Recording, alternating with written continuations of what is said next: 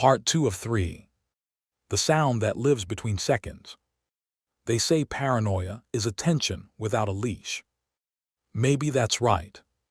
All I know is that after the Wednesday window, ordinary things began to feel rehearsed. The shower took the same breath before the pipes woke.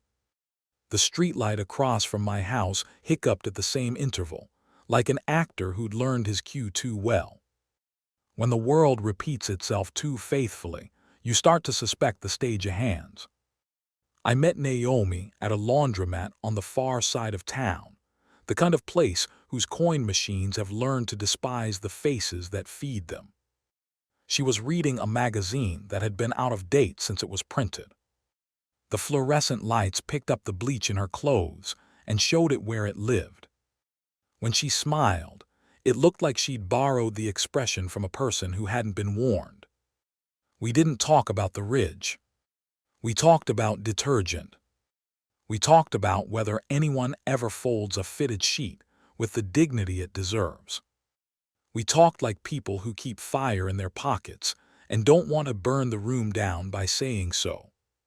When the washing machines caught their rhythm, boom hum, a heartbeat for steel, she leaned in and said, "I got a job for 3 days. I push a cart and pretend not to notice the lake that isn't there. They hire a lot of pretending." "How did you?" She shrugged. "You're not the only one who knows rumors. Also, I made a friend who owes a favor to a favor. Don't worry, I'm a shadow with paperwork." I wanted to tell her she shouldn't. I wanted to tell her that the desert teaches you its commandments by letting you break them. I said nothing because silence had been promoted, and I was still figuring out the job description. At work, the bell waited like a question you're not ready to answer. We rotated to a new schedule, nights that began where mornings should, days that learned how to sleep standing up. The director visited less. The man with the mirror-proof face visited more. He had a way of appearing just at the edge of the room's patience. He would watch the rings idle as if they were thinking about standing. "We're close to sponsor tolerances," he said once, and to this day I don't know if sponsor meant agency or something with less patience and more gravity. We were given new vocabulary: lensing, bubble, gradient. We were told not to describe any of those words to ourselves in metaphors. Metaphor was for outside people. Inside, we descriptive stenographed. The core woke more often, and when it did, the room noticed. The tiles pulsed like a low religion. The air took on the taste of a coin held too long. I began to dream the same dream, a staircase leading down to a door that had learned to expect me, and behind it, a bell that rang without sound, the tone not carried by air but by the idea of air. The first time the bell moved without help, we were told it hadn't. I don't mean that as poetry. We watched it lean 6 degrees left and 4 degrees forward. We watched the support struts flex with the commitment of things made out of laws, not tools. The bell returned to rest like a breath finished, and the director's voice came down the intercom with that hush people use when they are pretending they are in a library.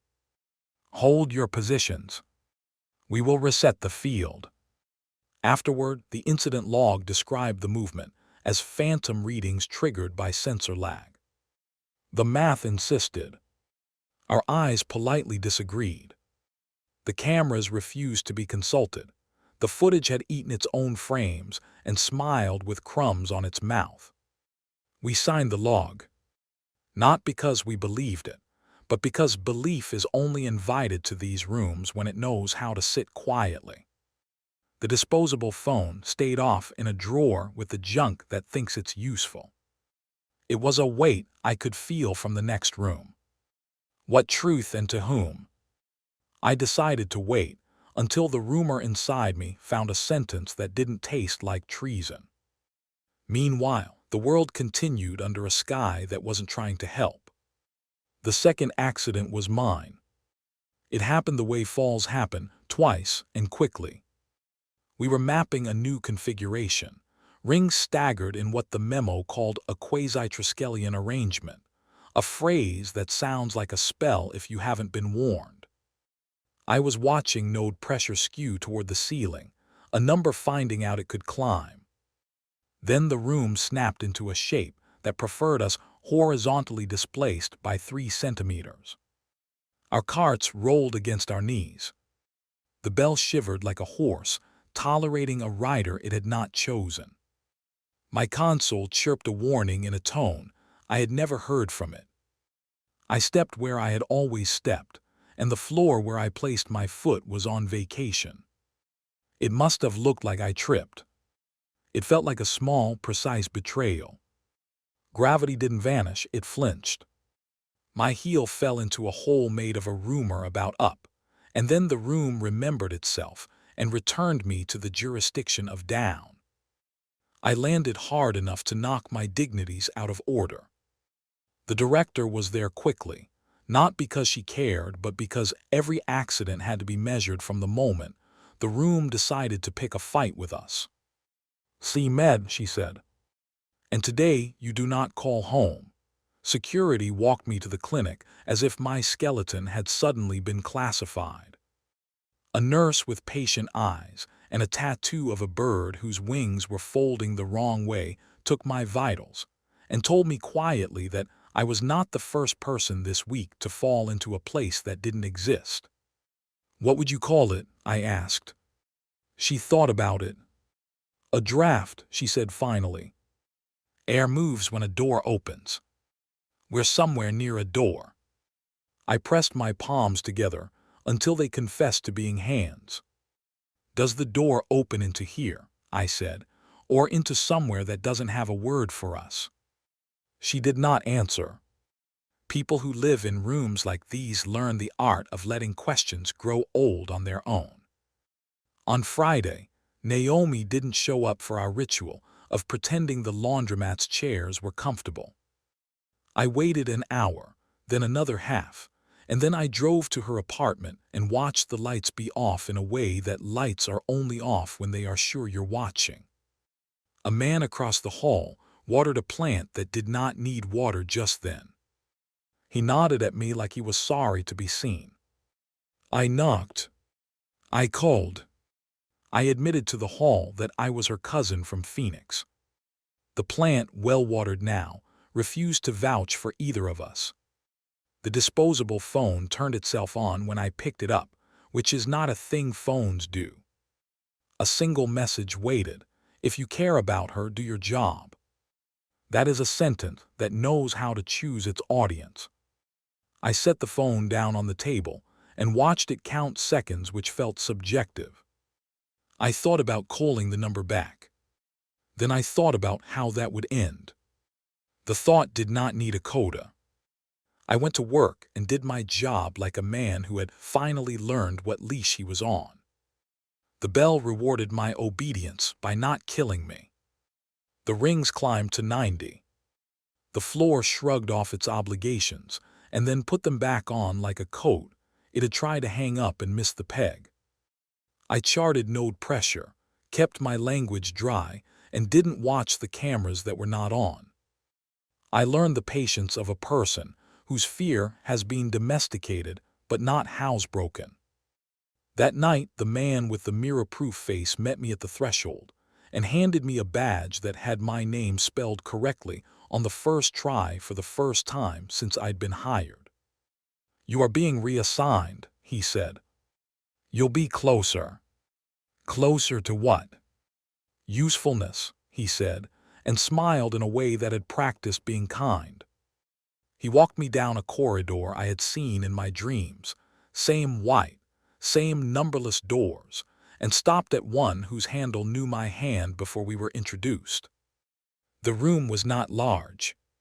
The bell was on the other side of the glass, near enough that I could count the hairline knot seams that proved nothing and swore to everything.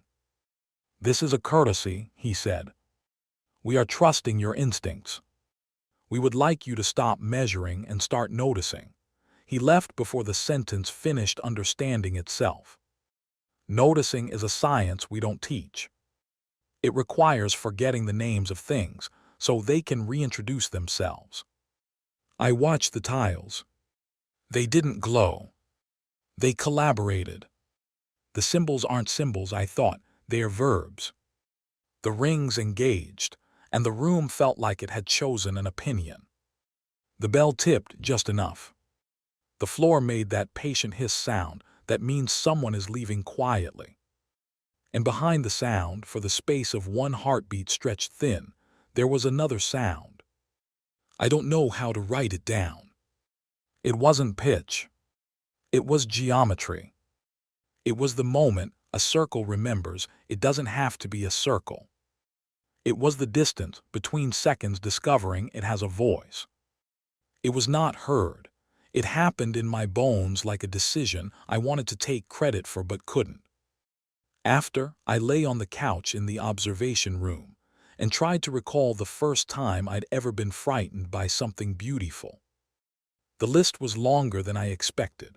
A solar eclipse on a playground when I was 8, a whale surfacing in a video none of us could confirm, the time in junior high when a static discharge in the lab leaped between two rods like a friendly god. The bell joined the list and made the other entries look like practice. I wrote 3 lines in my head and promised myself to remember them. The field is a conversation. The machine negotiates. We are the ones interrupting. Naomi returned to the laundromat Sunday, hair shorter, smile newer, like she had traded something she liked for something that would keep her safe. She placed a coin on the table between us and said, "I'm fine." What did they do? Made promises. Took copies. Told me I'm a patriotic citizen with good judgment. She paused. They were very grateful to hear I'm a moral coward. You're not. Of course I am, she said softly. All decent people are, until you ask the wrong question. I showed her the coin she'd set down. It was not currency, I recognized. The face was a shape that almost agreed to be an eagle before thinking better of it. Around the rim was a motto in a Latin that did not know Rome. Silentium facit orbem, silence makes the world. I rolled it between thumb and forefinger and discovered it was warmer than it should have been. She took it back with the quickness of a person who had paid too much for a ticket she didn't mean to use.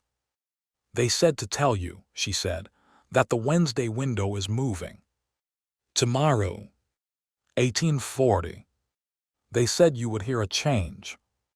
You're not supposed to know that. She was already standing. Kent, she said, I'm not supposed to know you. That didn't stop either of us. Monday, 1840, the room tuned itself to a different station. The first difference was smell.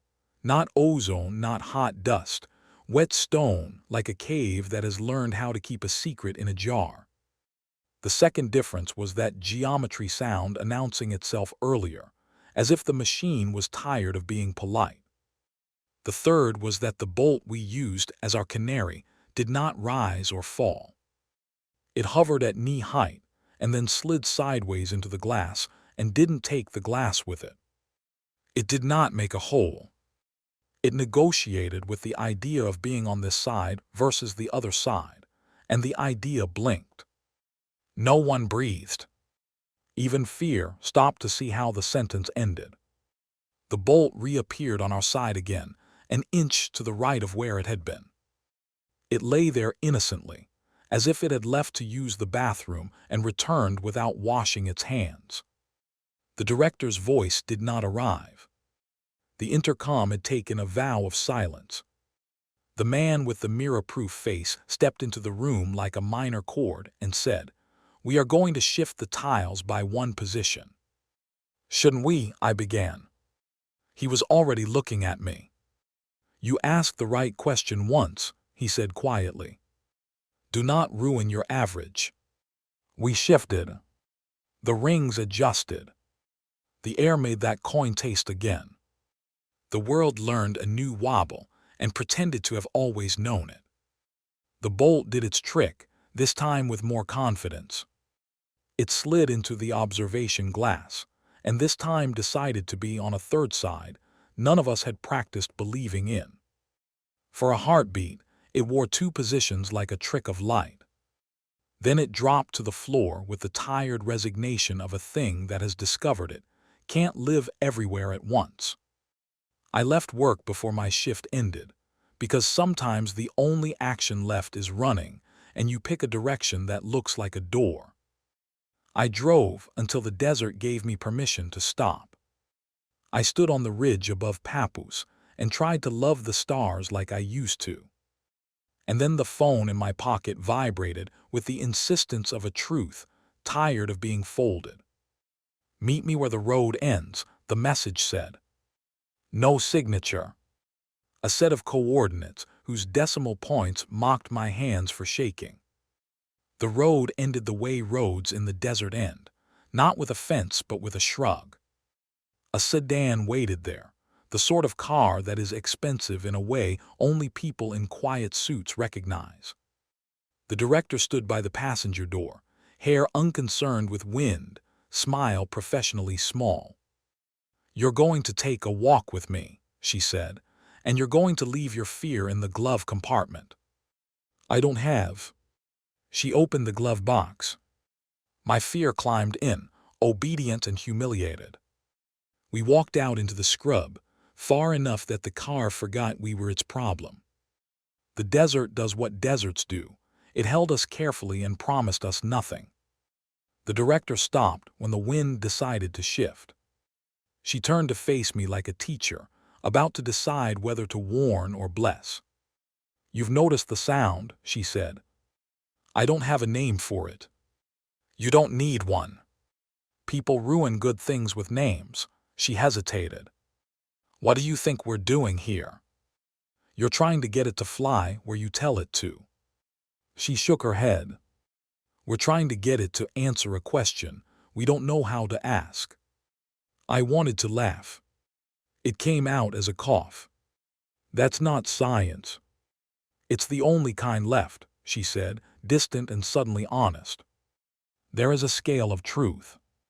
At the small end, you measure, and you're careful and reality indulges you. At the big end, reality is the one being careful, and you are the measurement." "What happens if we win?" I asked, because hope is a habit I'm ashamed to have. "We don't," she said simply. "At best, we get invited to a conversation where we are not the most interesting speaker." Then she looked past me, toward a piece of darkness that had changed its mind. I turned in time to see the pearl widen without light. The ground let go of its rustle. The sound that isn't a sound threaded my bones like a stitch. For a breath, the desert was two deserts, and one of them knew me. The director did something surprising. She took my hand the way a normal person might, and squeezed, not to comfort but to calibrate. "There," she said. "Do you feel it? That is not ours. We are not alone." I left work before my shift ended, because sometimes the only action left is running, and you pick a direction that looks like a door. I drove until the desert gave me permission to stop. I stood on the ridge above Papoose and tried to love the stars like I used to. And then the phone in my pocket vibrated with the insistence of a truth, tired of being folded. "Meet me where the road ends," the message said. No signature. A set of coordinates whose decimal points mocked my hands for shaking. The road ended the way roads in the desert end, not with a fence but with a shrug.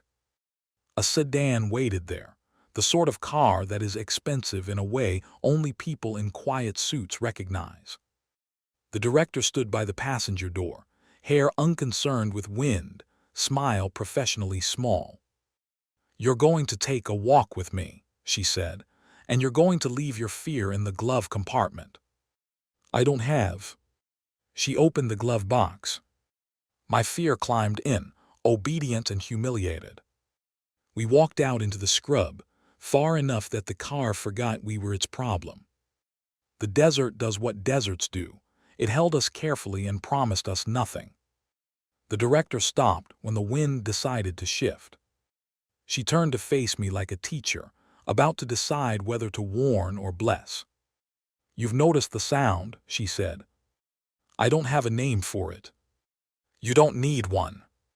People ruin good things with names." She hesitated. "What do you think we're doing here?" "You're trying to get it to fly where you tell it to." She shook her head.